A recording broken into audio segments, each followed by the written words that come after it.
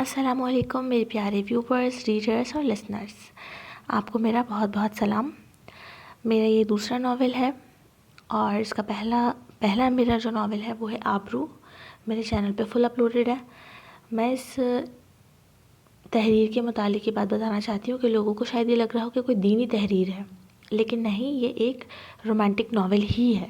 لیکن کیونکہ میرا ہر ناول کوئی نہ کوئی سبق ضرور اپنے اندر سموئے ہوئے ہوتا ہے، تو اس میں بھی یقیناً آپ کو بہت اچھا سبق ملے گا۔ ناول صراط مستقیم، ایپیسوڈ نمبر 2۔ وہ بھاگ رہی تھی، اپنی پوری طاقت سے وہاں سے دور نکل جانا چاہتی تھی، کیونکہ ابھی تک اسے کوئی پکا راستہ یا گاڑی نظر نہیں آئی تھی۔ اسے بھاگتے کافی وقت گزر چکا تھا، اب وہ بہت زیادہ تھک گئی تھی۔ وہ رک گئی۔ جس جگہ رکی تھی وہاں پہاڑوں سے بہہ کر آتا شفاف پانی کا چشمہ تھا۔ رواح کو اسے دیکھ کر تسکین کا احساس ہوا۔ وہ اس چشمے سے پانی پینے لگی اور پھر پتھر پر بیٹھ کر ارد گرد کا جائزہ لینے لگی۔ وہ اپنی سوچوں ہی میں مگن تھی کہ ایک چیز زور سے اس کے چہرے پر آ کر لگی۔ اس نے ہڑبڑا کر دیکھا تو وہ وہی اسکارف تھا جو وہ وہیں چھوڑ کر آئی تھی، اور سامنے حاشر کھڑا تھا۔ وہ گھبراہٹ کے مارے سٹ پٹا کر کھڑی ہو گئی۔ تمہاری ہمت کیسے ہوئی بغیر سر ڈھانپے باہر نکلنے کی؟ حاشر نے اسے پھر سے مارا تھا۔ وہ بچوں کی طرح پھوٹ پھوٹ کر رونے لگی تھی۔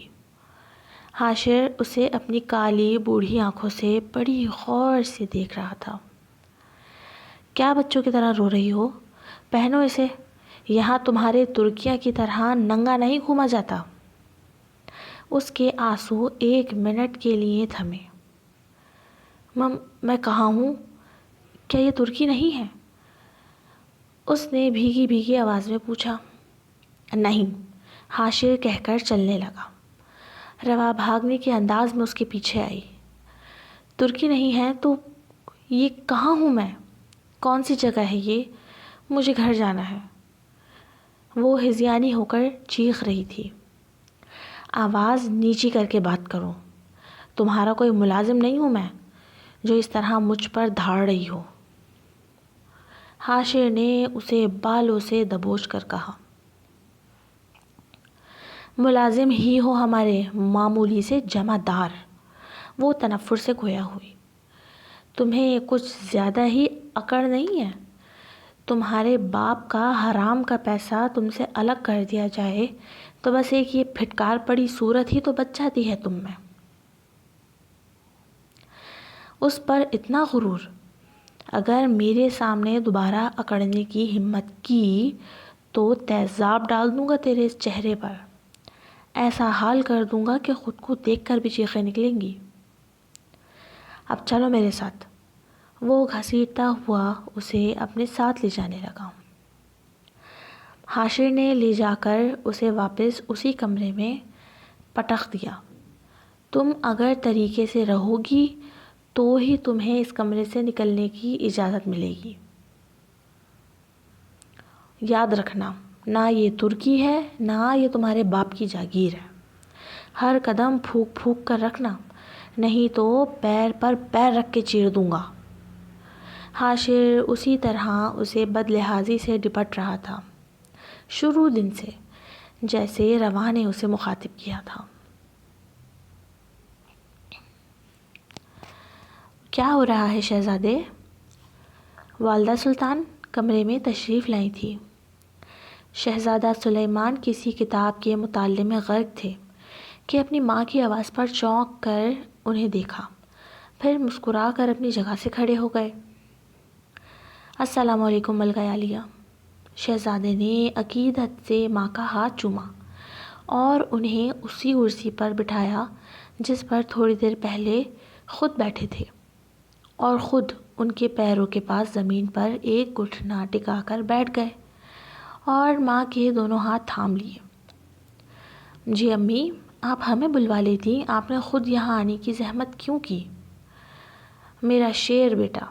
انہوں نے بیٹے کی اس قدر محبت اور عزت دینے کے انداز پر نثار ہوتے ہوئے سلیمان کا ماتھا چوما۔ بیٹا، میں کافی دن سے ایک بات سوچ رہی تھی۔ مجھے ہانیہ کی بہت فکر ہوتی ہے۔ سلیمان میری بچی بہت مشکل میں رہتی ہے۔ اول تو المیر اسے یہاں آنے نہیں دیتا، اور پھر اب اس پر سوتن لے آیا ہے۔ وہ مجھے کچھ نہیں بتاتی، لیکن میں ماں ہوں، جانتی ہوں وہ بہت تکلیف میں رہتی ہے۔ جی امی، ہانیہ کی فکر تو مجھے بھی بہت ہوتی ہے، لیکن ہم اس حکومت، اس اقتدار اور ان عہدوں کی وجہ سے بہت مجبور ہو جاتے ہیں۔ میرا دل کرتا ہے کاش میں ایک عام آدمی ہوتا تو اسے فوراً ہاتھ پکڑ کر اس کے گھر سے لے آتا اور طلاق دلوا دیتا۔ ابھی براہ راست اس کو وہاں سے نکال کر لانا تو قطر کے شاہی خاندان کے ساتھ اپنے تعلقات کو خراب کرنے کے جیسا ہے۔ شہزادی ہانیہ کی شادی قطر کے شاہی خاندان میں ہوئی تھی۔ یہ کوئی 19ویں صدی نہیں تھی۔ ایک عورت کو سن 2024 میں بھی پرانے زمانے جیسی ہی پریشانیاں درپیش تھیں۔ عورتیں آج بھی اپنے شوہروں کے ظلم کا نشانہ بنتی ہیں، اور سسرال والے بھی بڑھ چڑھ کر ظلم و زیادتی کرتے ہیں۔ عام گھروں میں ہی نہیں، اونچے محلوں کے شاہی خاندانوں میں بھی عورت ظالم بھی ہے، مظلوم بھی۔ امی، کہنے کو تو ہم سب مسلمان ہیں، لیکن ہم اپنی اولادوں کی تربیت اپنے دین کے مطابق کیوں نہیں کرتے؟ اگر ہم اپنے بچوں کو دین کے مطابق چلنا سکھائیں تو نہ کوئی آدمی ظالم بنے، نہ ہی کوئی عورت بد کرداری اور بے روی کا شکار ہو۔ اسی علم کا تو فقدان ہے بیٹا۔ لوگ دنیاوی تعلیم حاصل کر کے خود کو بڑا عالم سمجھتے ہیں، جبکہ انہیں شریعت اور دین ہی جانور سے انسان بناتی ہے۔ لیکن خیر، میں اس معاملے کو اس طرح نہیں چھوڑوں گا۔ امی، آپ بے فکری سے رہیں۔ بہت جلد میں اپنی گڑیا کو اس جہنم سے آزادی دلوا دوں گا۔ ہاں بیٹا، مجھے آپ پر بھروسہ ہے۔ مجھے ایک بات اور کرنی تھی۔ جی امی، حکم کیجیے۔ بیٹا، ہم لڑکیاں دیکھ رہے ہیں، بہت جلد ہم آپ کے سر پر صحرا سجا ہوا دیکھنا چاہتے ہیں۔ اگر آپ کسی اور کو پسند کرتے ہیں تو ہمیں بتا دیں، یا ہم اپنی مرضی سے ہی رشتہ پکا کر لیں۔ ہاں ہاں ہاں امی، آپ کو سب کام کی جلدی ہے۔ ابھی ہانیہ کی رخصتی ہوئے کتنے دن ہوئے ہیں اور آپ کو میری شادی کی فکر لاحق ہو گئی؟ بیٹا، مجھے اس محل کی خاموشی اور تنہائی کاٹ کھانے کو دوڑتی ہے۔ کہنے کو تو سینکڑوں ملازم ہیں اور آپ کے والد بھی ہمیں وقت دیتے ہیں، لیکن ہم اب اپنے پوتا پوتی کو گود میں کھلانا چاہتے ہیں۔ 25 برس کے ہو گئے ہیں آپ، یہ صحیح وقت ہے شادی کے لیے۔ سلیمان بھینی سی مسکان چہرے پر سجائے ماں کو دیکھ رہا تھا۔ ایک لمحے کے توقف کے بعد بولا، جیسا آپ بہتر سمجھے امی۔ یہ کہہ کر اس نے ماں کی گود میں سر رکھ لیا۔ اللہ آپ جیسا فرما بردار بیٹا ہر ماں کو دے، آمین۔ چٹاخ، ہمت کیسے ہوئی تمہاری میری مرضی کے بغیر باغیچے میں جانے کی؟ شہزادی ہانیہ کے چہرے پر تھپڑ مارتے ہوئے المیر بن حارث نے جہالت کی ساری حدیں پار کر دی تھی۔ وہ قطر کے شاہی محل میں ہی رہتے تھے۔ المیر بادشاہ وقت کے چھوٹے بھائی کا بیٹا، یعنی بادشاہ کا بھتیجا تھا۔ جب سے ہانیہ کی اس سے شادی ہوئی تھی، اس نے ایک دن بھی اس کے ساتھ اپنا رویہ ٹھیک نہیں رکھا۔ وجہ تھی اس کی محبت، جو کہ ایک انگریز لڑکی تھی، ایزابیل۔ لیکن اس کی شادی اس کی مرضی کے خلاف برونائی دارالاسلام کے شاہی خاندان میں کی گئی تھی۔ وہی شادی کر کے تعلق کو مضبوط کرنے کا پرانا طریقہ جو صدیوں سے بادشاہوں کے درمیان چلتا چلا آ رہا تھا کہ جس ملک کے ساتھ لڑائی ختم کرنی ہو یا تعلق کو مضبوط کرنا ہو، وہاں سے شادی کر کے لڑکی لے آؤ یا بھیج دو۔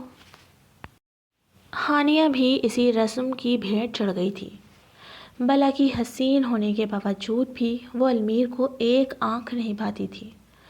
اس کا بس چلتا تو وہ اسے سانس بھی اپنی مرضی کے برخلاف نہ لینے دیتا۔ آج ایسی ہی ایک فضول بات کو مہرا بنا کر وہ اسے تشدد کا نشانہ بنا رہا تھا۔ لیکن یہ بات سراسر افواہ تھی کہ المیر نے دوسری شادی کر لی ہے، کیونکہ اگر وہ ایک عیسائی لڑکی کو شاہی خاندان میں لانے کی کوشش کرتا تو اسے جائیداد اور خاندان سے لات مار کر نکال دیا جاتا، اور اسی سب بے بسی سے چڑھ کر وہ ہانیہ کو ٹارچر کرتا تھا۔ میں سلطانہ کے ساتھ تھی۔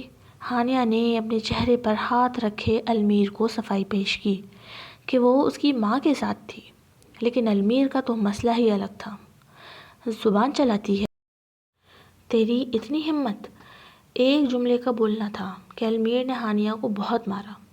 وہ بس روتی رہی بے بسی سے، میں نے کچھ نہیں کیا، کچھ نہیں کیا کہتی رہی۔ 18 سال کی عمر میں اس کی زندگی میں بہت بڑے بڑے امتحانات آ گئے تھے۔ سارا دن ہی ہو گیا تھا اسے اس دڑبے میں بند ہوئے، نہ کھانے کو کچھ ملا نہ پینے کو۔ رواح کو اب احساس ہو رہا تھا کہ وہ آسانی سے یہاں سے نہیں نکل پائے گی۔ سب سے پہلے تو اسے یہ جاننا تھا کہ وہ ہے کہاں۔ اس نے فیصلہ کیا کہ وہ فرم برداری کا ناٹک کرے گی تاکہ حاشر اس پر سے سختیاں ہٹا دے، جیسا کہ اس نے کہا تھا، لیکن اس کا دل اس کام کے لیے راضی ہی نہیں ہو رہا تھا۔ میں اس بدصورت بڈھے سے معافی کیوں مانگوں؟ مانگنی پڑے گی جب ہی تم یہاں سے نکلنے کی کوئی تدبیر کر سکتی ہو، وہ خود سے مخاطب تھی۔ اس نے سوچ لیا تھا اب جیسے ہی وہ آئے گا وہ اس کے پیر پکڑ کر معافی مانگ لے گی اور اسے لالچ دے گی کہ اگر وہ اسے اس کے گھر صحیح سلامت پہنچائے گا تو اسے کچھ نہیں کہا جائے گا بلکہ بڑے انعام و اکرام ملیں گے۔ ابھی انہی سوچوں میں وہ غرق تھی کہ حاشر کمرے میں وہی سوکھی روٹی اور پانی لے کر آیا۔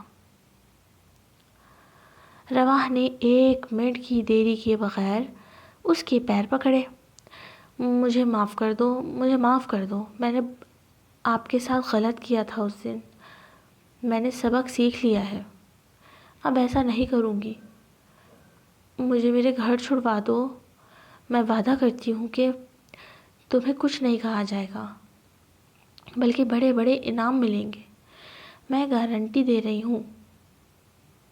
حاشر اس کی بات سن کر ادھر ہی پڑی کرسی پر بیٹھ گیا اور رواح کے چہرے کو تکنے لگا۔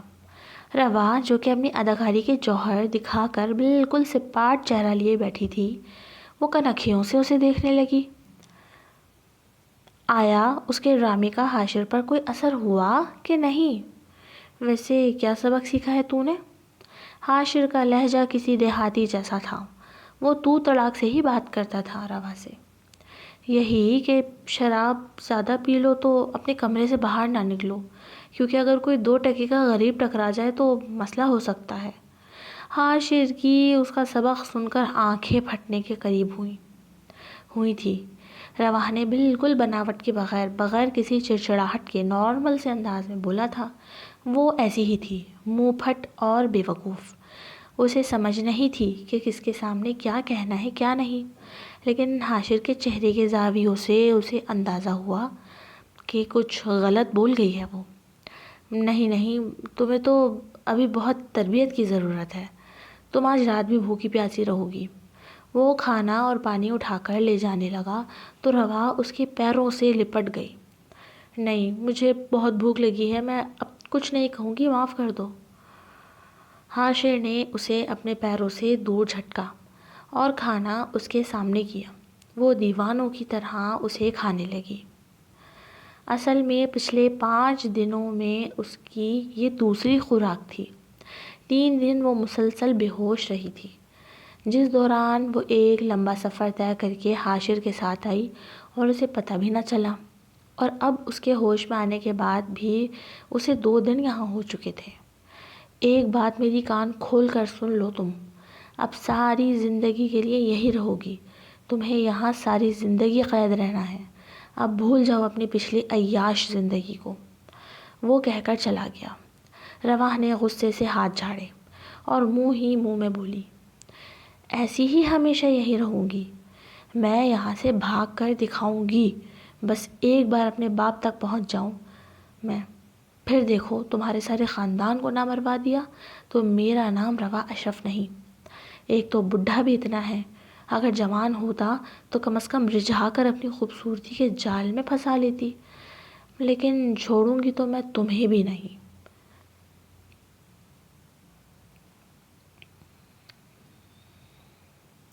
To be continue AW Urdu novels, don't copy my novel.